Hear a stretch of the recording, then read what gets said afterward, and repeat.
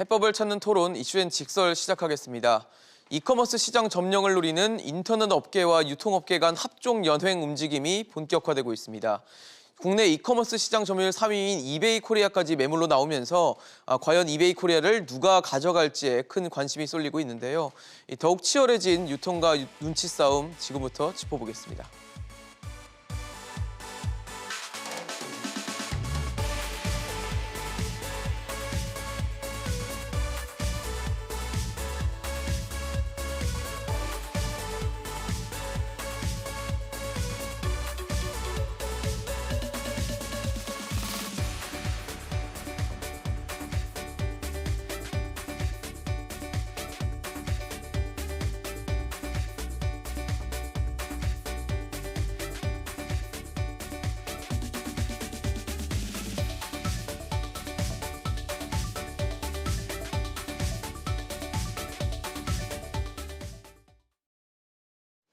네, 본격적인 토론에 앞서 함께해 주실 세 분 소개하겠습니다. 서울여대 경제학과 이종욱 명예교수, 한양대 경영학부 이상명 교수, 상명대 경영학부 서지용 교수 나오셨습니다. 어서 오십시오. 네, 안녕하세요. 네. 이커머스 빅3 업체로 단숨에 도약할 수 있다라는 평가를 받고 있는 이베이 코리아 예비 입찰이 마감이 됐습니다.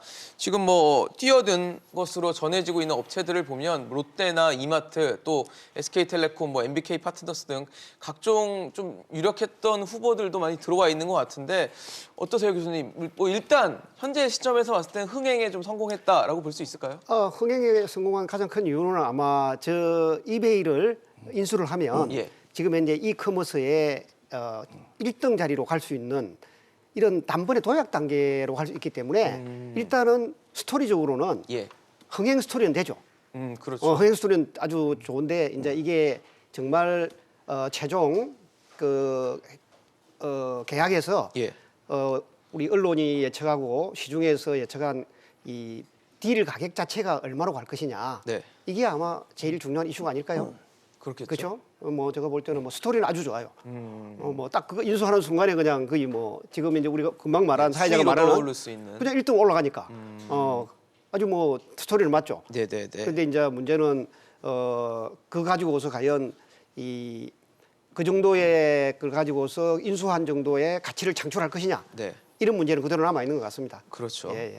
일단 뛰어든 업체들 몇 면을 좀 보면 그래도 다들 뭔가 좀 해보려는 욕심이 있는 기업들이 좀 많이 들어왔지 않았나 싶거든요. 네. 지금 우리 교수님 말씀하셨던 것처럼 흥행은 저는 아주 성공했다고 보는 게요. 이게 갑자기 나오는 이슈는 아니고 예. 2018년부터 시작해서 꾸준히 이베이 본사에서 이베이 코리아를 어떻게 할 건지에 대한 이슈가 계속 나왔었습니다. 근데 참 이게 경영이 참 어렵고 재밌는 게 네. 이게 운칠기삼 그런 얘기도 많이 하는데요. 그렇죠. 운이 참 중요하죠. 사실은 정말 얼마 전에 또 우리가 너무나 잘 알다시피 쿠팡이 또 네. 이렇게 상장을 하면서 속된 말로 아주 큰 지금 대박을 쳤다고 지금 나와 있습니다. 물론 그게 얼마나 지속할 건지에 대한 부분들은 우리 이종욱 교수님 지적해 주신 것처럼 컨선이 있지만 사실은 너무 큰 이게 흥행 성공을 했던 거였고 그게 지금 기운이 채 가시기도 전에 어떻게 딱 이 시점에 네. 이게 매물로 나와가지고요. 아주 의미 있고 성공한 케이스라고 저는 생각하고 있습니다. 네. 사실 서 교수님께는 좀 다른 질문을 드리고 싶은 게 지금 이베이 코리아가 지금 매물로 나왔다는 건 저는 이베이 코리아가 장사가 잘 안 됐나 보다 뭔가 좀 상황이 안 좋은가 보다 싶었는데 사실 그렇진 않더라고요. 저희가 소비자들이 알고 있는 G마켓, 옥션, 지구 이런 게 다 이베이 코리아에 있는 거고 지금 현재 봤을 때 전체기업 매출의 11% 차지하고 있고 흑자도 16년 연속 국내 시장에서 기록하고 있고 이 정도면은 괜찮은 것 같은데 왜 이렇게 매물로 나오게 된 겁니까? 예, 영업 흑자가 16년 연속 이루어지고 있고요. 생각보다 이제 인당 생산성도 상당히 좋습니다. 네. 여러 가지 이유로 이제 이베이 코리아 같은 경우 한국에 지금 말씀하신 대로 이제 옥션, 그다음에 G마켓, 그다음에 G9 네. 이런 소위 말해서 오픈마켓 서비스를 제공하고 있기 때문에 예. 영업 실적은 꽤 좋습니다. 특히 이제 작년도 매출액 실적도 보게 되면 1조 3천억 정도로 해가지고 전년 대비 한 18% 개선이 됐고 영업이익 같은 경우도 지금 38% 정도 개선이 됐거든요. 예. 그럼 왜 팔까 생각을 해보면 두 가지 이유가 있을 것 같습니다. 첫 번째, 시장 경쟁 상황이 지금 상당히 이제 가속화되고 있다. 지금 쿠팡 이후로 이제 상장 이후로 상당히 이커머스 시장이 요동치고 있기 때문에 여러 가지 이제 합종 연행 이슈도 있고요. 최근에 이제 또 아마존의 국내 진출 지금 가능성도 있는 데다가 네네. 지금 네이버와 또 신세계그룹의 이제 반쿠팡 연대가 이제 이제 맞물리면서 예. 투자를 가속화하는 움직임 때문에 그러려고 그러면은 이제 이베이 코리아가 지금 시장 점유율 3위 정도 되는데 네네. 계속 그 대규모 물류센터를 확장해야 되는 투자 이슈가 있는데 아. 과연 이런 쪽에 그 영업이익률을 이제 낮추면서까지 투자를 계속해야 되겠느냐 이런 문제가 하나 있는 것 같고요. 두 번째는 이제 한국의 배타적 규제 상황도 무관치 않은 것 같습니다. 규제요? 예, 그러니까 최근에 이제 그 쿠팡이 미국 상장할 때 네. 그 상장의 그 신고서에 보게 되면 규제 이슈를 상당히 이제 그 리스크 요인으로 좀 보고 있었거든요. 아. 최근 2021년 보게 되면 중대재해법, 그러니까 소위 말해서 사업장 임명사고가 발생했을 때 경영진에게 책임을 묻겠다, 형사처벌하겠다. 그 다음에 또 온라인 플랫폼법. 그다음에 이제 그 소비자 피해 발생 시에 플랫폼 그 업체에게 연대 책임을 묻겠다. 이런 규제들이 이커머스 업체들이 상당히 이제 영업하는 데 상당히 불편한 그런 어떤 걸림돌로 작용하는 것 같아요. 그래서 두 가지 문제 때문에 상당히 이제 흑자가 지속되고 있음에도 불구하고 좀 매각하려고 하지 않나 그 생각이 듭니다. 그러니까 지금 말씀하신 뭐 그런 법안들은 사실 필요한 법안이긴 하지만 기업들이 느끼기에는 부담으로 작용할 수 있다라는 말씀을 주신 것 같은데 사실 지금 말씀을 들어보면 일단은 크게 두 개를 짚어주셨거든요. 투자, 그러니까 막대한 투자를 할까 말까를 고민하는 시점에 그냥 투자를 하기보다는 아예 철수를 고민하는 예. 이베이가 된 거고 예. 지금 규제를 또 꼬집어 준 거는 사실 우리나라에 지금 뭐 반기업 규제가 좀 많다라는 뭐 지적이 될 수 있을 것 같거든요. 그렇죠, 맞습니다. 지금 우리 아까 이상병 교수가 얘기했지만 이베이 코리아가 지금 핫하게 흥행을 하는 요소로 보면 환경 요인이 딱 두 가지거든요. 예. 실제로 네. 쿠팡이 이제 치고 나가는 것도 그게 뭐니 해도 좋은 환경이잖아요. 그런데 이분들이 참 교모한 시점에 딱 들어와 있는 게 우리가 이제 공정경제 3법이라 그래가지고 우리나라의 대기업들의 의결권을 제한하는 쪽으로 가잖아요. 네네. 그런데 이제 쿠팡을 보면은 쿠팡이 미국에 상장한 가장 큰 이유도 뭡니까?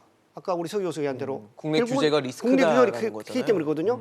사실 그러니까 이 쿠팡이 이번에 하면서 의결권을 차별 의결권을 얼마 받았냐면 한 주당 29주를 받았단 말이에요. 네네. 프리미엄 자체를. 이거는 우리나라에서 있을 수가 없거든요. 왜 그렇게 주느냐 미국에다 차등 의결권을 M&A에 대해서 경계를 할 수 있고 그다음에 해내니까. 창업자 자신이 의사결정의 주도권을 가지고 있고 왜냐하면 기업이라고 하는 것은 예. CEO라고 하는 사람의 역량이 아주 무지무지 중요한 거거든요. 네. 우리가 이사회를 자꾸 가지고서 이사회가 왜 의사결정 반대하지 않나 그런데 사실 이사회라는 사람이 회사에 가서 얼마나 뭡니까? 이사회 안 끊어 올라온 자체가 CEO와 그 팀들이 만드는 의사결정이 올라와서 결정을 하는 건데 그렇죠. 그 사람들의 발목을 잡는데 어떻게 한국에서 사업을 하겠어요? 그런데 사실은 이커머스 아까 말씀하신 이커머스가 16년 동안에 흑자를 발생하고 예. 지금 이제 쿠팡이라든지 네이버와 이런 반쿠팡 동맹하고 같이 이게 사업을 한번 시작하려 그러면 네. 물류라고 하는 진짜 조단위 투자를 해야 되는데 그 조단위 투자를 해야 되는데 우리나라의 국내법 자체는 공정경제 3법부터 시작해서 모든 건 의사결정에 제한을 시킨다 이거지. 그러면 이베이 코리아 입장에서는 꼭 한국에 와서 계속 사업할 필요는 없다. 다른 왜냐하면 시장을 두드릴 수 그렇죠. 있습니다. 왜냐하면 이베이 코리아가 지금 가지고 있는 경쟁력은 물류 부분은 없거든요. 그렇기 때문에 어차피 지금 이제 우리가 이 포털과 물류가 결합되어 있는 이 시장에서는 예. 이베이는 지금 이 흥행이 좋은 이 상황이 네.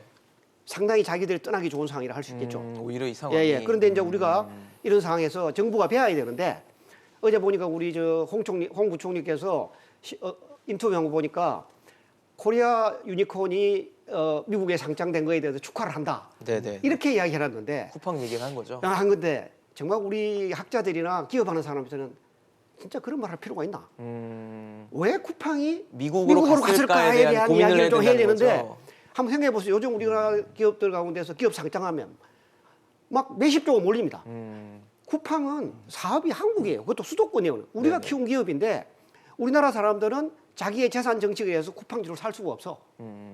그거에 대해서 우리가 왜 쿠팡이 미국으로 갔을까에 대해서 우리 국민들에게 야 뭐 사과라도 좀 해야 되든지 뭐 그래야 될 것 같은데 그렇게 하고 말더라고.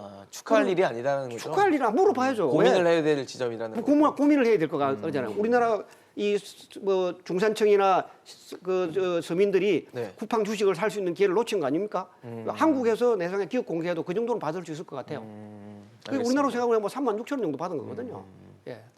알겠습니다. 사실 지금 두 분이 똑같이 지적을 해주시는 게 조단위의 막대한 투자에 대한 부담 그리고 국내 기업 환경이 너무 규제가 많다, 규제 일변도가 많다라는 지적을 해주셨는데 그럼 반대로 지금 이번에 예비 입찰에 들어간 기업들은 이 규제나 뭐 투자에 대한 부담을 알고 있는데도 들어간 거잖아요. 그렇죠. 이 기업들은 이거를 그럼 부담을 갖고라도 사업을 하겠다는 건가요? 사실은 뭐 사업이라는 게 규제 환경이라는 거는 어느 기업이든지 다 똑같이 뭐 영향을 적용이 미칠 수밖에 되는 없는 거죠. 부분들일 것 같고요. 그래서 지금 우리 교수님 말씀하셨던 것처럼 제일 큰 컨선은 우리가 앞으로 규제 환경을 어떻게 만들 것인지에 대한 고민은 병행돼야 되는 부분들인데 사실은 인수를 할 때 제일 중요한 게 또 가격이지 않습니까? 그렇죠. 그래 지금 5조라는 가격을 가지고 계속 이야기가 나오고 있는 것 같은데요. 이것도 정말 재밌는 게 불과 얼마 전까지만 해도 5조는 터무니없이 비싸다.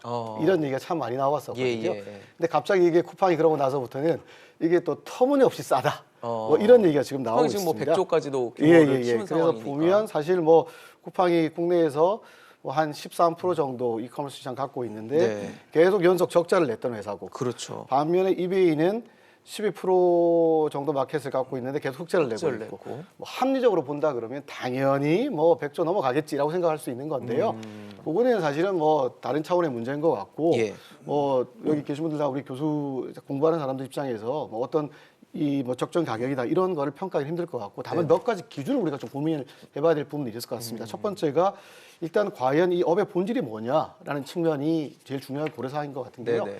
만약에 유통업으로 해서 뭐 본다 그러면 차라리 5조를 두고 이걸 사는 게 나으냐 아니면 그 그렇죠. 기업들이 자체 투자하는 게 나으냐 이런 고민들은 좀 있어야 될 것 고민을 같은데요. 했겠죠. 네. 네.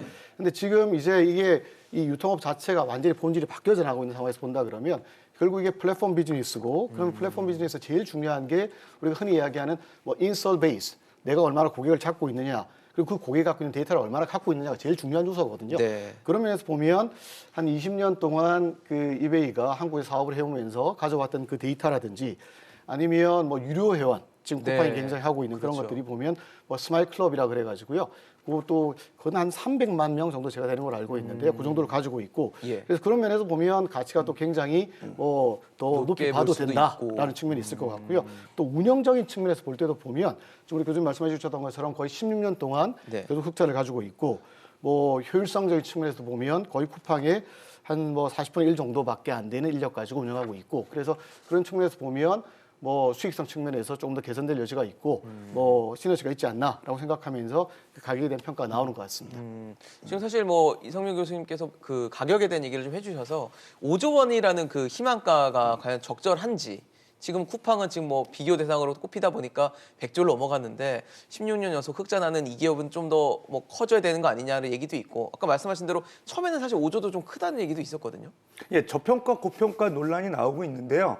이제 그 이베이 코리아가 처음 매각설이 나왔을 때가 이제 2020년 6월이었거든요. 네네. 그때까지만 하더라도 뭐 5조 너무 비싸다 생각을 했었어요. 근데 이제 네. 쿠팡이 100조 원에 이제 상장을 하다 보니까 그러니까요. 뭐 상대적으로 좀 저렴해 보이고 사실은 그 쿠팡하고 비교해 볼 때 거래액 기준으로 보게 되면 20조 원 정도로 비슷하거든요. 네네. 그리고 오히려 이제 매출이 사실은 그 쿠팡 같은 경우는 한 13조. 그다음에 이제 오히려 이베이 코리아 같은 경우 1조 3천 10배 차이가 나요. 10배 네요. 그럼 왜 그게 차이가 나는지 뭐 직매입 방식이라고 그래요. 그러니까 비즈니스 네. 모델이 틀린 거예요. 쿠팡은 자체적인 그런 사들이 물류 배송을 거죠. 갖고 예. 물건을 이제 판매하는 형태고 이쪽은 이제 판매자하고 구매자하고 중개 그 수수료를 받는 자리만 형태거든요. 만들어주는 거잖아요. 그러니까 사실은 거래는 큰데 매출이 작은 거거든요.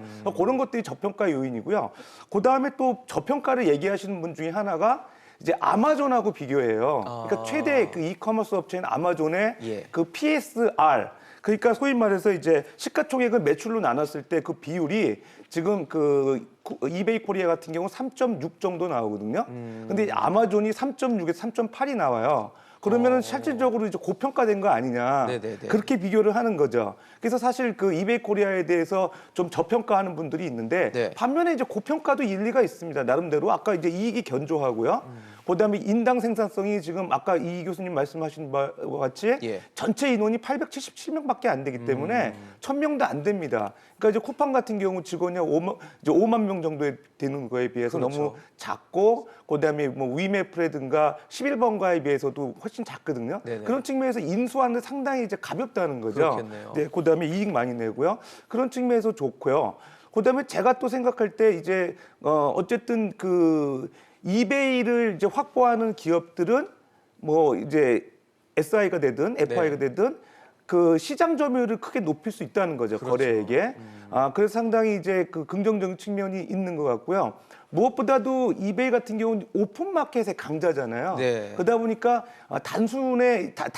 단번에 이제 오픈 마켓에 이제 최강자로 떠오를 수 있는 메리트가 있다는 측면에서 당초에 오픈 마켓에 좀 취약했던 그런 뭐 신세계라든가 네. 그다음에 또 네이버 같은 경우도 지금 메신저 업체로 사실 네이버의 포털 업체인 네이버에 좀 밀리는 경향이 있거든요. 그것 쪽에 관심을 가졌었는데 뭐 카카오 같은 경우는 사실은 이제 불참했죠. 예비 그렇죠. 입찰에. 근데 그 얘기를 보게 되면 보통 이제 이베이 코리아 그 거래를 하기 위해서 네이버를 통해 가지고 이제 구매자들이 거래를 한다고 그래요. 네네네. 그럴 때 이제 거래가 잡힐 때 네이버의 플랫폼 수수료를 받기 때문에 네이버의 그 상대적으로 이제 거래액도 증가하는 그런 경향이 있어서 이제 카카오가 사실 그 네이버를 견제하는 입장에서 이번 입찰에 참여하지 않았다는 얘기도 나오고 있거든요. 여러 가지 뭐 이해관계를 따져서 상당히 그 이베이 코리아에 대한 장단점은 분명한 것 같습니다. 사실 지금 뭐 카카오 얘기를 해주셨는데 카카오가 상당히 굉장히 유력할 것이다, 유력하게 뛰어들 것이다라는 썰은 많았는데 네. 결과적으로 지금 뚜껑을 열어봤더니 카카오는 참여하지 않았거든요. 예, 맞습니다. 이 사업성에 대해서 부정적으로 봤기 때문인 건가요? 그러면?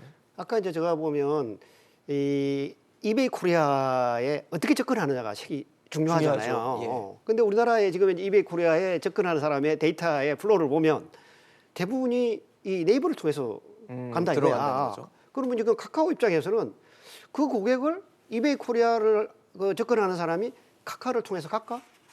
이제 이거 끌어와야 되는 문제가 있잖아요.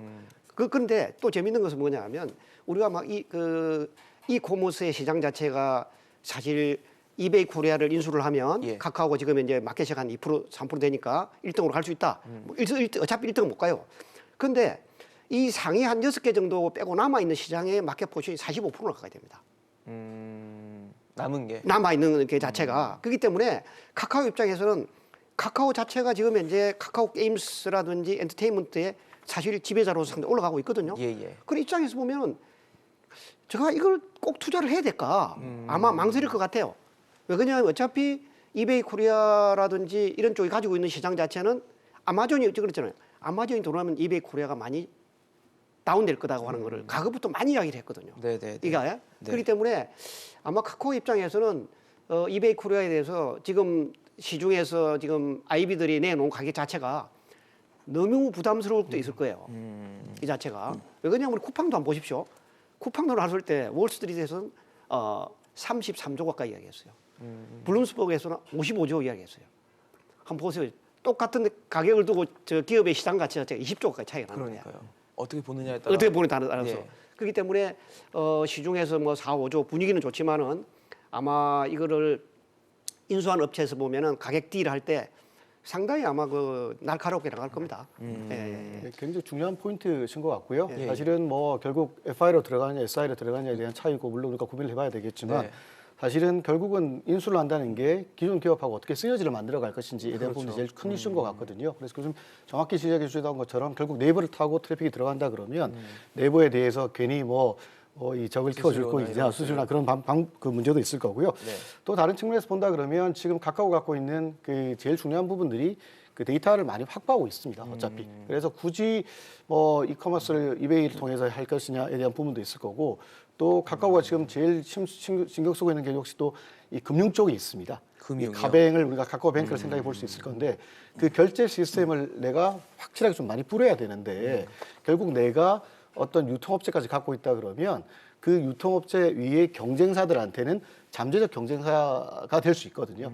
그랬을 때 카카오뱅크에 대한 시스템을 좀 더 플랫폼으로 쭉 까는데 분명히 문제가 있을 수 있을 것 같다는 전략적 고민도 있지 않았을까 저는 그렇게 생각하고 있습니다. 사실 예비 입찰에 참여한 기업들은 기존에 이제 다른 사업들이나 뭐 유통 사업을 영위를 하고 있는 기업이기 때문에 이베이 코리아를 가져왔을 때 어떤 시너지를 낼 수 있을까를 분명히 고민을 했을 것 같은데 여기 좀 들어갔던 기업 중에 독특했던 게 SK텔레콤이었거든요. 저는 SK텔레콤이 인수전 참여를 공식화했는데 앞서 교수님도 왜 아마존이 들어왔을 때 이베이가 다운될 수 있다라는 얘기를 해주셨잖아요. 그렇죠. 예. 근데 SK텔레콤은 지금 11번가를 통해서 아마존과 손을 잡았단 말이죠.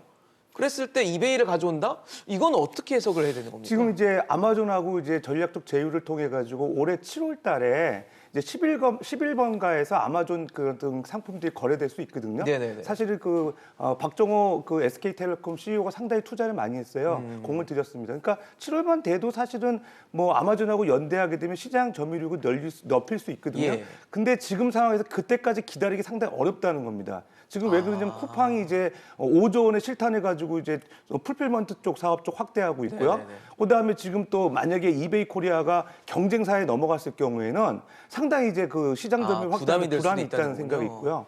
그다음에 또 SK텔레콤 같은 경우 어떤 생각을 하고 있냐면 예. 사업 다각화 측면에서 네. 지금 통신 전략을 취하고 있어요. 원래는 통신 기업인데 이걸 벗어나겠다는 탈통신하겠다는 생각을 갖고 있거든요.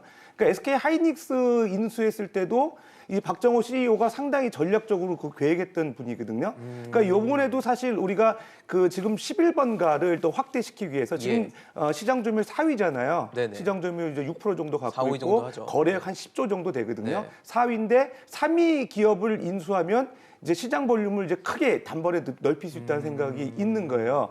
그리고 또 지금 11번가를 이제 상장시키기 위해서 기업 가치를 높여야 되는 지금 측면도 있거든요. 네네네. 그런 측면에서 다각도로 좀 마음이 급하다 보니까 이번 입찰에 들어와서 이베이 이제 코리아 인수전에 나서지 않았나 생각이 됩니다. 그러니까 기다릴 수는 없고 남이 가져가는 건 배 아프고 뭐 이런 시점에서 관점에서 보지 않았나라는 생각이 드는데 교수님께 그거를 여쭤보고 싶어요. 앞서 아까 말씀을 드렸지만 아마존이 들어왔을 때 이베이 코리아가 다운될 수 있다라고 했는데 SK텔레콤 안에 아마존과 이베이 코리아가 같이 공생을 하는 시스템이 되면 이건 어떤 시너지를 낼 수 있다고 보십니까?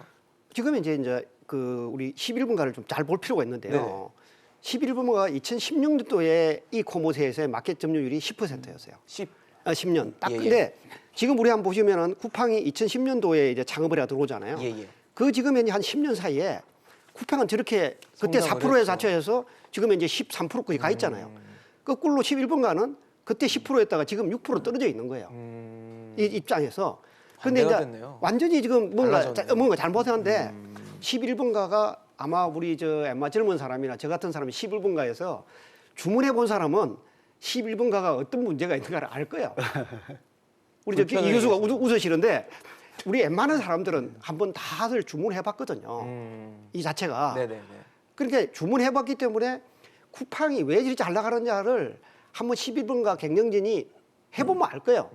몇 개를 선택해가지고 왜 신선식 우리 뭐가 문제가 있는가. 그러니까 이제 하는데 지금 이제 보면은 SKT 입장에서는 11분가 자체를 지금 이베이를 통해 가지고 한번 시너지를 내보겠다 하는 건 일일이 있어요. 이베이는 시스템이 괜찮은가요? 괜찮잖아요. 근데 지금 이제 보면 세상이라는 게 전부 다 모빌리티로 가지 않아요. 네네. 저도 이제 모빌리티 학회 생각하고 있지만은 예. 모빌리티라고 하는 자체의 기본이 통신망입니다. 그렇죠. 근데 5G라든지 다음에 6G라든지 이 네. 통신망의 한국에 제일 지금 강자가 뭐냐? SKT거든요. 그래서 사실은 SKT 입장에서는 아까 우리 서 교수 얘기했지만 이걸 가지고 오면 5G로 시뮬레이션 하는 것도 어디보다 더 훨씬 빠르게 빠를 할수 수 있고 있고. 하니까 지금 이제 오히려 SKT 입장에서는 11번가 관련된 거를 한번 만회할 수 있는 사업 다각화와 자기들이 가지고 있는 인프라 이걸 활용할 수 있는 기회가 되지 않을까 그런 생각을 하고 있을 거예요. 이 자체가.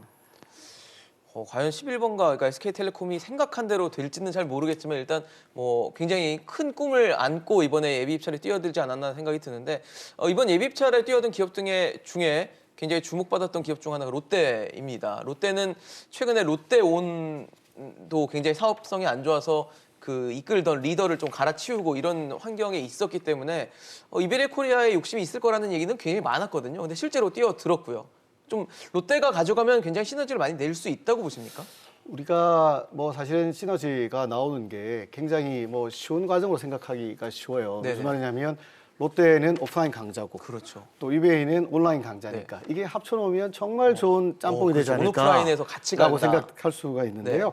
사실은 롯데온 같은 경우도 그렇고 사실 롯데가 지난 시간 뭐 30년, 40년 동안 쭉 성장한 과정을 보면 우리가 흔히 이야기하는 그 인올게닉 성장, 그러니까 기업이 자생적으로 키웠던 게 아니라 네. 인수합병 과정을 통해서 성장했다는 것들은 별로 찾아보기가 힘듭니다.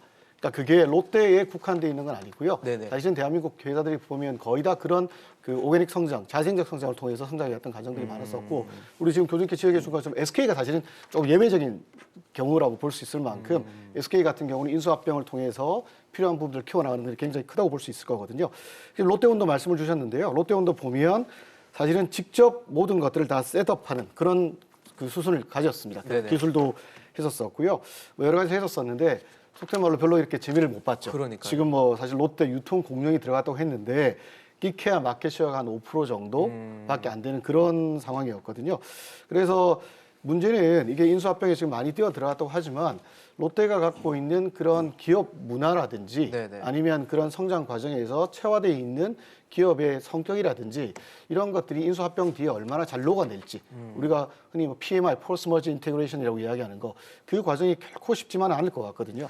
그래서 뭐 직접 뭐 속된 말로 목숨 걸고 뛰어 들어간다라고 네네. 볼 수 있겠지만 어떤 면에서 보면 또 한번 들여다보는 거, 뭐 이게 입찰 과정에 들어가면서 과연 이베이 코리아는 어떻게 운영되어 왔는지, 어떤 효율성을 가지고 와서 그 온라인만 가지고 하면서도 그렇게 흑자를 가져왔는지 네네. 그런 것들에 대한 관찰이 뭐 더 크게 작용하지 않을까라고 생각하고 있는데요. 하나 변수는 어쨌든 그 롯데가 갖고 있던 쇼핑에 대한 그리고 그 이런 유통에 대한 관점 자체가 조금은 바뀌고 있는 것 같습니다. 오랫동안 유통업이라는 걸 뭐 좀 나쁜 표현이지만 부동산업 이런 업의 본질을 봐왔던 게 사실은 뭐 오래된 진리였거든요. 네네. 근데 그게 아니라 이제 유통이 갖고 있는 그런 성격들을 바꾸는 게 롯데가 얼마나 인지하느냐에 따라서 그 우리 유 교수님께 지적해 주셨던 것처럼 최고 경영자가 어떻게 그걸 인지하느냐에 따라서 그 어느 정도의 강도를 갖고 심각하게 들어가느냐 그게 결정이 되지 않을까 저는 그렇게 생각하고 있습니다.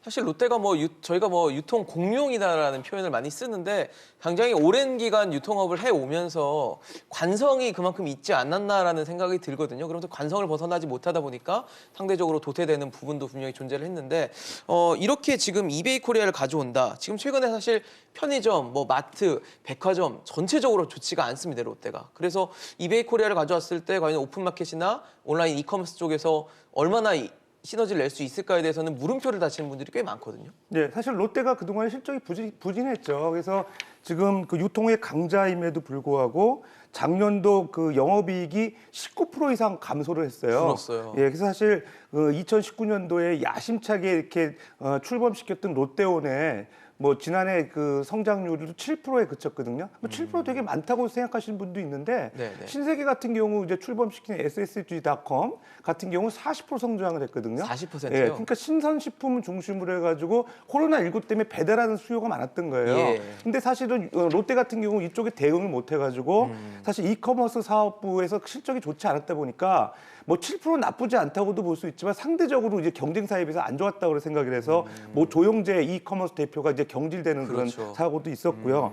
근데 이제 롯데 같은 경우는 좀 아이러니하게 2019년도에 그런 그 이커머스 업체를 인수할 수 있는 기회가 있었습니다. 티몬이었죠, 티몬. 아, 티몬이요? 티몬이 있었는데 그때 인수 가격이 한 1조 후반대로 예상이 됐었거든요. 1조 8, 9천억 예. 정도였나 보죠. 근데 비싸다고 결국 매입을 안 한 거예요. 안 했어요. 대신 롯데온에 집중 투자를 한 거죠. 근데 이제 뭐 결과적으로는 그게 좀 아쉬운 부분이고 그렇네요. 이제 와서 두 번째 기회가 왔는데 그때보다 가격이 비싼 거죠. 5조. 그렇죠, 5조니까. 그럼에도 불구하고 이제 아쉬운 거는 지금 롯데 같은 경우는 롯데원이 지금 시장 점유율 지금 4에서 5% 정도로 지금 네네. 5위 정도 되거든요. 근데 거래액도 보게 되면 한 7조 정도 7조 되기 원. 때문에 지금 20조에 가까운 이베이 코리아를 인수를 했을 경우에는 이제 뭐 빅3까지 또 올라갈 수 있는 상황이에요. 그래서 롯데가 지금 고민이 많을 것 같이 생각이 됩니다. 그렇네요. 과연 그 기존의 롯데온에 더 집중 투자를 할 거냐 아니면 이제 이베이 코리아 인수해서 오픈마켓 강자가 되면서 시장 점유율도 높일 거냐 여러 가지 고민이 있을 것 같은데요. 하여튼간에 롯데 거치는 좀 지켜봐야 될 것 같습니다. 네. 사실 지난해가 코로나19가 굉장히 빠르게 퍼져 나가고 이렇게 문제가 되면서 온라인 쪽 마켓이 굉장히 커졌잖아요. 배달도 많이 하고 주문도 많이 집에서 온라인 주문을 많이 했었는데 지난해 그 수혜를 롯데가 참 못 봤다는 게 굉장히 뼈아픈 상황인 것 같고 반대로 신세계는 굉장히 흥행에 성공을 했습니다. 앞서 서 교수님 말씀 주셨지만 SSG 같은 경우는 40%라는 네. 아주 높은 성장세를 기록을 했는데 이베이 코리아가 신세계에도 필요한 건가요? 이베이 코리아는 결국 이제 아까 우리 이상민 교수 한번 얘기했지만 신세계는 이베이 코리아에 대해서 상당히 우리가 시너지를 낼 부분이 어느 정도 되는가. 오히려 또 합병해가지고 시너지를 없앨 수 부분도 있거든요. 그러니까요. 그러니까 보면 신세계는 SS닷컴은 어디로 갔느냐. 이미 네이버 합해서 쿠팡이 S1이라고 미국의 SEC에 보고를 할 때 위험 요인 가운데 네. 한국에 반쿠팡이 있을 수 있다는 건 없어요. 우리나라 구제라는 게 있는데 예, 예. 그런데 SS닷컴은 지금 현재 이베이에 관련된 것보다는 네이버를 중심으로 한 이런 반쿠팡 동맹이 더 의미가 있을 수 있어요. 이를테면 뭐 SS닷컴이 지금 현재 점유율은 낮지만은 네. 이번에 우리 2020년 코로나로 인해 가지고 사업 성장성 괜찮거든요. 예. 그리고 이 SS닷컴은 경영진 자체가 이런 부분에 대한 의사결정을 할 수 있는 사람이에요. 아까 우리 이 교수한 가운데 롯데는 옛날에 쇼핑을 뭐라 생각했냐면 부동산 장사를 생각한 거예요. 이 사람이 앞서 말씀해 주신 것처럼. 일본에서 그것 때문에 큰 거거든 또. 그렇죠. 근데 일본이 결국은 뭐냐면 우리가 이커머스에서 못 크는 가장 큰 이유가 그것을 못 벗어나는 거거든요. 만약에 우리 그 신 회장이 이커머스에서 롯데가 새로운 모습 보이려 그러면 본인이 좀 자리에 물러나서 최고 경영자들에게 이런 능력을 발휘할 수 있는 걸로 가야 신동빈 되냐. 회장을 말씀하시는 거죠? 그렇죠, 그렇죠. 그렇게 해서 가야 되는데 본인이 그럼 나서서 그걸 잘 하든지. 왜냐하면 롯데그룹 자체는 사업 포트폴리오가 많잖아요. 그렇죠. 그런데 신세계 같은 경우는 사업 포트폴리오가 대부분 유통에 딱 집중되어 있어요. 그러니까 인력 자체의 시너지를 낼 수 있는 데가 훨씬 많은 거죠. 그러니까 선택과 집중이 좀 필요하다는 말씀이신가요? 그렇죠, 그렇죠. 그러니까 이제 그런 부분 자체를 우리 그 새로 이제 바뀌었으니까 이 부분이 이제 유통의 전문기업 같이 지배 구조를 좀 가져가든지 이렇게 하지 않는 이상은 아까 우리 교수 했지만 단순하게 이베이 코리아를 인수한다고 점유율은 맞죠. 계산을 해보면 맞죠. 그냥 더하기만 하면 더하기 되게 커질 되는데 것 같거든요. 그게 가운데 항상 인수 합병해가지고 달 때도 있지만 네. 안 되는 도 있습니다. 그렇죠. 깎아먹는 경우도 그렇죠, 있죠. 그렇죠. 근데 구글 같은 경우도 보면은 한 10년 동안에 100개를 인수했다 그러잖아요. 100개 기업을 다 그것도 뭐냐면 소위 말하는 관련 다각화, 구글과 시너지 낼 수 있는 쪽으로 가는 거거든요. 그런데 이제 롯데는 지금 보면 오프라인의 강제지 온라인의 강자는 아니란 말이에요. 그런데 오프라인 강자가 있는 곳에 온라인 흡수한다고 했을 때 숫자만 합해가지고 지금 현재 이제 한 5% 그렇게 될 되니까 것인가? 그 합한다 그래가지고 이게 뭐 15, 20 이렇게 될 것인가? 되지는 예. 쉽지 않을 거라는 거죠. 사실 최근에 신세계 특히 정영진 부회장 같은 경우는 굉장히 발빠르게 움직이고 있고 제가 봤을 때는 쿠팡에 좀 자극을 받지 않았나라는 생각이 좀 들거든요. 반 쿠팡 연대 뭐 이렇게 해서 지금 네이버랑 일단 손을 잡은 상황이기도 그렇죠. 하고요. 네, 네, 네. 그 뭐 신세계 이야기하기 전에 롯데 잠깐만 좀 네, 말씀 롯데 먼저 말씀해 올리면, 주시고 가시죠. 예, 사실은 뭐 안타깝죠. 사실은 롯데가? 예, 롯데가 뭐 우리가 뭐 유통 공룡이라 부정적인 의미를 갖고 이야기하지만 사실은 대한민국 유통산업을 사실 키우는데 큰 역할을 했던 것도 사실이고요. 그리고 우리 교수님 지적해 주셨던 것처럼 굉장히 다각화된 포트폴리오를 가지고 있지만 사실은 좋은 분들이 많이 계십니다. 또 이 유통 쪽에 롯데 가장 에센스 되시는 분들이 많이 계셔서 사실 롯데가 온라인을 한다고 했을 때 굉장히 잘할 거란 얘기도 많았거든요. 이미 뭐 백화점, 마트 다 해놨기 때문에. 그래서 뭐 결국은 아까 우리 교수님 지적해 주셨던 것처럼 업의 본질을 어떻게 볼 것이냐 그런 부분들에 대한 것들만 조금 잠을 깬다 그러면 누군가가 공룡만 좀 깨워준다 그러면 근데 그게 참 어렵지 그게 않을까요? 참 어렵죠. 그게 네. 참 어려워서 우리 교수님 말씀하셨던 것처럼 뭐 최고 경영청에 대한 이야기도 나오는 거고 하는 예. 건데요. 그래서 그런 부분들을 우리가 뭐 어떻게 해 나갈지 사고 방식부터 메커니즘을 바꿔야 될 거 아니에요. 예. 그러니까 내가 바뀌지 않으면 그러니까요. 누군가가 나를 바뀌게 해준다는 거를 뭐 인지하는 순간 뭐 늦죠. 때가 너무 늦으니까 예, 그렇게 해야 될 것 같고요. 신세계 말씀을 주셨는데 신세계 같은 경우는 사실 뭐 인수에 그 여러 가지 고민을 많이 하고 있는 것 같습니다. 그리고 교수님도 쭉 지적해 주는 것처럼 유통에 특화되어 있는 기업이다 보니까 이게 뭐 내가 이렇게 한다는 게 경영이라는 게 보면 내가 잘해서 이기는 것도 중요한데요. 네네. 남이 더 잘해버리면 그렇죠. 이게 사실은 나는 퇴색되죠. 뭐 표가 안 잘한 게안 나거든요. 나죠. 티가 네네네. 안 그래서 나죠. 지금 뭐 인수에 대해서 그렇게 고민을 많이 더 하고 있는 것 같고 사실 오프라인에서 작년에 뭐 그 이마트가 온라인 시장이 워낙 커지면서 고전을 했는데도 불구하고 네. 작년에 성장이 그렇게 성과가 나쁘진 않았습니다. 뭐 매출도 괜찮았고요. 뭐 영업이익도 괜찮았고 그랬을 때 결국 그 갖고 있는 것과 어떻게 시너지를 가져갈 것인지 그게 제일 중요한 키워드인 것 그렇겠죠. 같아요. 그랬을 때 지금 이그 SSG가 갖고 있는 측면에서 본다 그러면 예. 이게 재밌는 게 이 온라인 전문 유통망하고 네네. 또 기존의 오프라인에 있는 그 이마트를 이용한 유통망이 굉장히 지금 조화롭게 이렇게 가져가고 있거든요. 그래서 뭐 작년 같은 경우에 보면 데이터가 한 13만 건 정도 뭐 운영이 됐다 그러는데 네네. 거기서 보면 그 물류가 얘들이 그 신세계 갖고 있는 쓱닷컴이 갖고 있는 온라인 전문 그 물류 체인이라고 이야기하는 네고라는 데서 한 8만 건. 그다음에 오프라인에서 이마트에서 한 5만 건 해가지고 네네. 새벽 배송이라는 거에 굉장히 효과를 보고 있거든요. 그래서 뭐 거기에 더해서 만약 이베이까지 들어온다 그러면 사실은 조금 더 시너지를 내는데 더 효과적이지 않을까. 뭐 다른 기업들에 비해서는 뭐 그런 측면에서 생각하고 있습니다. 그리고 최근에 보면 모두 야구장 인수한 것도 보면 그렇죠. 예, 고객 접점에서 경험들을 굉장히 다양하게 주려고 하고 있는 측면이고 고객 접점의 경험이라는 것도 결국 온라인 오프라인 이렇게 시너지를 내서 가져간다 그러면 굉장히 큰 파워로 임팩트를 가져올 수 있을 거로 생각하고 있습니다.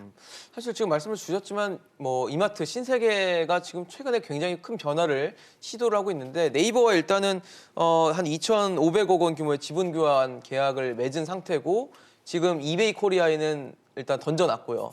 도전을 해놨고 그리고 야구단도 만들어서 야구단은 나중에 뭐 구장 만들면 거기다 뭐 이제 신세계 이마트 쪽 계열사를 다 집어넣겠다는 얘기이기 때문에 굉장히 요즘에 폭넓은 행보를 보여주고 있지 않나라는 생각이 들거든요. 예, 지금 유통업계 중에서는 그 이베이 코리아 인수 가능성이 상대적으로 높아 보이는 기업이 이제 신세계 그룹이고요. 그 제가 생각할 때는 지금 고민은 있는 것 같습니다. 그러니까 예를 들어 두 가지 옵션이 있는데 첫 번째 옵션은 지금 네이버하고 2,500억 규모의 이제 지분 맞교환했잖아요. 예. 네이버하고의 어떤 그 연대 강화를 통해 가지고 네. 이 유통 시장에서 이제 강제로 부상하겠다 그런 계획이죠. SHT.com 같은 경우 지금 뭐 2에서 3% 정도 시장 점유율 6%밖에 안 되기 때문에 예. 신세계 그룹의 자존심상 허락하지를 않는 거예요. 이런 부분들이 그런 부분이 있고 지금 문제는 뭐냐면 네이버랑 같이 이렇게 그 협업을 했을 때 네이버의 지금 강점은 뭐냐면 장보기 서비스예요. 그러니까 전통 시장에서 물품 주문할 때 이제 그 네이버를 이용할 수 있게끔 하는 서비스인데 네. 그 서비스에서의 물류 담당을 지금 이제 이마트가 담당할 겁니다. 그럼 이제 물류센터가 강점이기 때문에 네. 지금 네오라든가 그다음에 7,000개 이상이 되는 오프라인 거점을 활용할 거예요. 그러니까 앞으로 보면 이런 물류센터 쪽에 더 투자를 많이 해야 되거든요. 근데 지금 만약에 이베이 코리아를 인수하게 되면 스마일 배송을 지금 담당하고 있는 동탄 물류센터를 그대로 활용할 수 있다는 거예요. 그래서 실제로 그럼 네오에 더 투자할 거냐 아니면 스마일 배송을 담당하는 이베이 코리아의 동탄 물류센터를 그냥 가져올 거냐 상당히 두 가지 옵션이 있거든요. 그런 측면에서 네이버의 제휴를 시너지를 극대화하기 위해서 이베이 코리아가 필요하다는 생각이거든요. 네네. 그래서 적극적으로 나서고 있는데 자칫 과잉 투자라는 생각도 있기 때문에 네네. 중복 투자가 생각이 되기 그렇죠. 때문에 좀 고민하고 있지 않나 생각이 됩니다.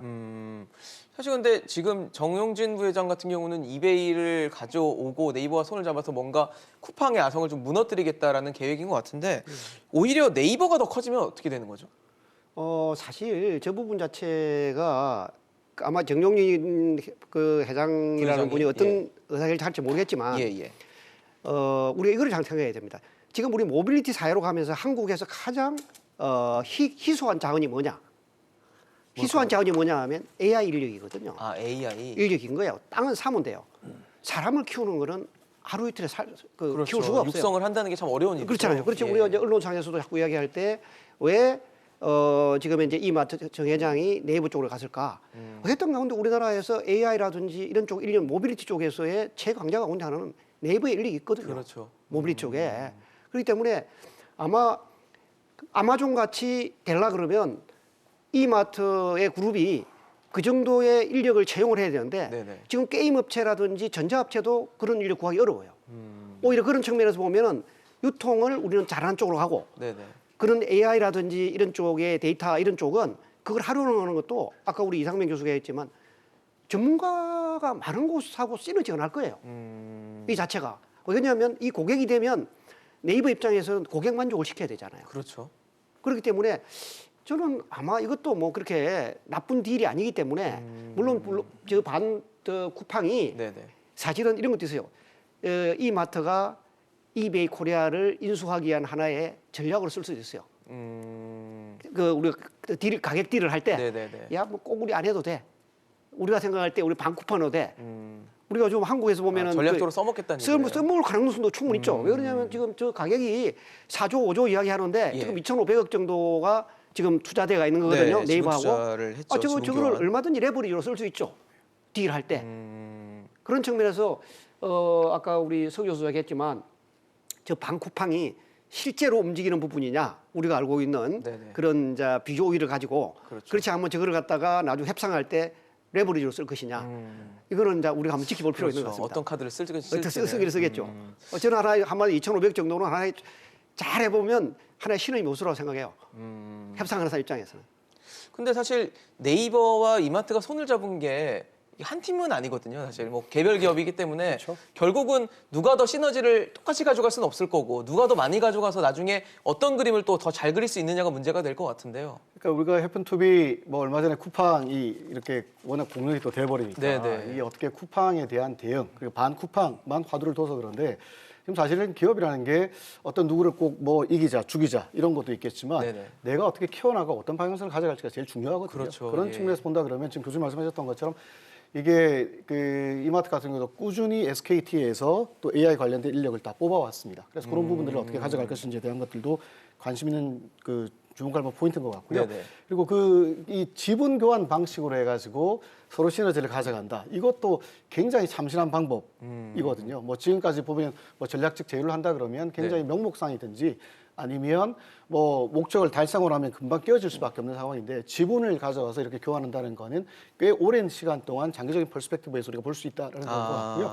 또 하나 약간 기대해 볼 수 있는 건 우리 또 이종욱 교수님 전문가시긴 하지만 이 이마트가 또 특히 요새 부각되고 있는 ESG 관점에서도 네이버가 갖고 있는 그 소상공인들의 어떤 경쟁력을 이마트의 뭐 브랜드 파워나 아니면 지금까지 흡수를 시키는. 유통해서 그걸 통해 가지고 한 단계 업 시킬 수만 있다 그러면 굉장히 뭐 기업 이미지도 그렇고 여러 가지 측면에서 긍정적인 뭐 시너지가 나올 수 있을까 않을까 생각하고 있습니다. 지금 뭐 정말 난리인 상황인 것 같습니다. 롯데, 뭐 이마트, 신세계 이마트죠. 그리고 지금 SK텔레콤 거기에 뭐 각종 기업 사모펀드까지 뛰어든 상황이에요. 이베이 코리아 인수 전에. 근데 지금 저는 그런 생각이 듭니다. 쿠팡은 가만히 있을까? 쿠팡이 지금 뭐 뉴욕 시장 얘기가 나와서 그렇지 국내 시장에서 사업 계속 하고 있거든요. 쿠팡은 지금 어떻게 그림을 그리고 있을까요? 글쎄요, 쿠팡이 만약에 이베이 코리아 인수하게 되면 뭐 절대 강자가 돼서 더 이상 경쟁자가 없을 것 같고요. 다만 이제 5조 원을 이제 인수 자금으로 쓸 거냐, 상장해서 조달한 5조 원을 쓸 거냐, 거긴 사실 좀 저는 회의적인 것 같고요. 이미 이제 쿠팡 나름대로의 지금 계획이 있을 것 같아요. 예를 들어서 뭐 풀필먼트 사업이라든지 OTT에 대한 투자라든가 네. 기존의 어떤 배송 서비스에 대한 뭐 질을 제고한다든가 뭐 이런 쪽으로 계획을 갖고 있기 때문에 예. 무리하게 이베이 코리아 인수하는데 적극적으로 참여할 것 같지는 않아요. 근데 지금 계획을 보게 되면요. 예비 입찰에는 지금 일단 16일 마감됐잖아요. 네네. 향후에 이제 숏리스트 적격자를 이제 추려가지고 추리죠, 예. 이제 5월, 6월에 이제 본 입찰이 들어갈 거예요. 그때 이제 아마 제가 생각할 때는 뭐 유찰도 될 가능성이 있습니다. 지금은 이제 예비 입찰이니까 다 그렇죠. 뭐씩 들어오겠지만 이제 본격적으로 이제 본 입찰에 들어가면은 이제 베팅을 해야 될 때는 예. 상당히 신중해지거든요. 그렇죠. 그래서 제가 생각할 때는 오히려 유통업체끼리 아니면은 이제 그 재무적 투자자하고 컨소시엄 형태로 들어올 가능성도 배제할 수 없어 보이거든요. 그러니까 아무튼 이제 5월 정도가 돼야 윤곽이 좀 뚜렷해지지 않을까 생각이 예. 됩니다. 근데 우리 제가 오늘 꼭 한마디 하고 싶은 이야기 하나 있는데 네. 사실 네이버에 지금 저 장복이라는 게 진짜 자기들 하고 싶은 거 아니에요.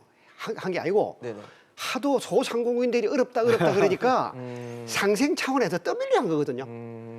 근데 저게 오늘 보자 맞죠? 그런 상황이잖아요. 네이버가 그렇게 했는데 저게 자기도 모르는 완전히 지금 이제 효자 상품이 된 거예요. 이게 계획하지 않았던 게 그렇죠. 네. 왜냐하면 소상공인 골목 상권이 이제 이마트하고 적어도 이제 참 우스운 스토리 생기는 건데 네네. 이마트하고 롯데마트하고 이런 쪽이 골목 상권에 이제 SSFP라고 그 슈퍼마켓에 막 진출하니까 네. 소상공인들이 도무지 못 살겠다. 그리고 이제 온라인화 돼가지고 소상공인 그런 능력이 없잖아요. 그렇죠. 시스템이 그래가지고 없으니까. 상생 차원에서 네이버가 해준 거예요. 그럼 우리 좀 하겠다 그렇게 했는데 근데 지금 효자가 됐네요. 효자가 된 거죠. 그런 이야기는 지금 이제 네이버가 어느 누구도 하지 않잖아요. 그게 운칠기삼에 좀 들어가 아까 있죠. 가만 해석에 네. 우리 이 교수가 네. 그런 관점에서 떠밀려서 했거든요. 그거 나 스토리를 아는데 좋아서 한 거 아니에요, 저거. 결과적으로 근데 굉장히 수혜를 그렇죠. 받네요. 그리고 쿠팡 아까 우리 맨 마지막에 이야기를 주셨었는데요. 예, 예. 사실은 경영이나 우리가 경제하시는 분들을 가장 기본적으로 제일 먼저 생각하는 게 우리가 생존 부등식이라고 이야기하는 거. 네네네. 밸류가 가격보다 높아야 되고 그렇죠. 가격 비용이 거기보다 작아야 되는데 그게 바꿔주는 게 혁신이든지 아니면 착취든지 그렇거든요. 착취. 든지 혁신인데 과연 사실은 쿠팡에 대한 그런 컨트로버설한 여러 가지 이야기 중에서 사실은 요새 굉장히 슬픈 얘기들이 많이 나오고 있는데요. 예, 예. 그런 것들을 맞아요. 우리가 조금 더 시스템으로 해서 혁신으로 끌고 가기 위해서 쿠팡이 조금 더 노력해야지 뭐 좀 존경받는 기업 그리고 성공한 대표적인 우리나라의 자랑스러운 기업으로 자리매김하지 않을까 생각하고 있습니다. 아, 정말 뭐 쿠팡이 뉴욕 증시에 상장을 하고 지금 굉장히 몸값을 키운 상황이고 국내에서는 뭐 유통, 그다음에 통신, 뭐 각종 기업들이 합종 연행을 통해서 지금 유통업에 뛰어들고 또 도전하고 몸을 키우기 위한 준비를 하고 있습니다. 뭐 가장 좋은 거는 소비자들에게 어떤 수혜가 또 돌아올 것인지, 그렇죠. 소비자들의 뭐 어떤 혜택이 돌아올 것인지가 될 것 같은데 기업들이 아무래도 소비자를 위한 각종 서비스를 강화하는 쪽으로 나옴으로써 각종 이 산업 발전과 소비자들 후생에 도움이 되기를 기대해 보겠습니다. 오늘 이종욱 교수, 이상명 교수, 서지용 교수와 함께했습니다. 이슈앤직설 오늘 준비한 소식 여기까지입니다. 지금까지 시청해 주신 여러분 고맙습니다.